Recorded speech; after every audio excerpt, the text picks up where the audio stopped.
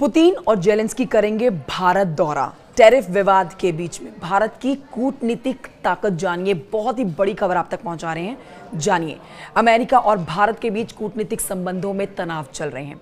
अमेरिकी राष्ट्रपति Donald Trump Bharat पर नाराज हैं क्योंकि भारत रूस से तेल खरीद रहा है। अब इसी कारण ट्रंप ने भारत पर अतिरिक्त 25% टैरिफ लगाने की चेतावनी दी। हालांकि भारत और रूस की दोस्ती लंबे समय से कायम है और दोनों देशों के संबंध मजबूत हैं। भारत और यूक्रेन के संबंध भी संतुलित बने हुए हैं। अब ऐसे में एक बहुत ही बड़ी जानकारी हम आप तक पहुंचा रहे हैं। मीडिया रिपोर्ट्स के हवाले से खबर है कि इसी साल के अंत में रूस के राष्ट्रपति भारत का दौरा कर सकते हैं। इसके अलावा यूक्रेन के राष्ट्रपति भी भारत आने के संकेत दे रहे हैं। यूक्रेन के राजदूत ने इस बात को लेकर जानकारी दी है। इस खबर के बाद अमेरिका में बेचैनी बढ़ सकती है। आपको बता देते हैं, भारत और यूक्रेन के रिश्तों में एक नई दिशा देखने को मिल रही है।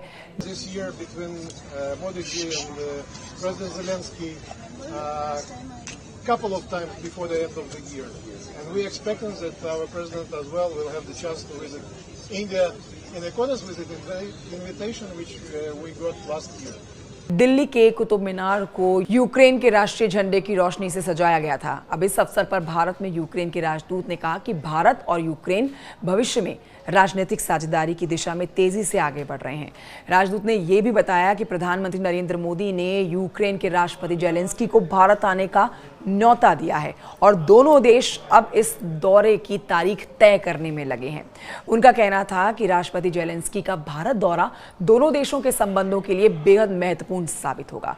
इसके अलावा इसी साल के अंत में रूस के राष्ट्रपति व्लादिमीर पुतिन भी भारत का दौरा करेंगे। इसकी पुष्टि भारत के राष्ट्रीय सुरक्षा सलाहकार अजीत डोभाल ने की है।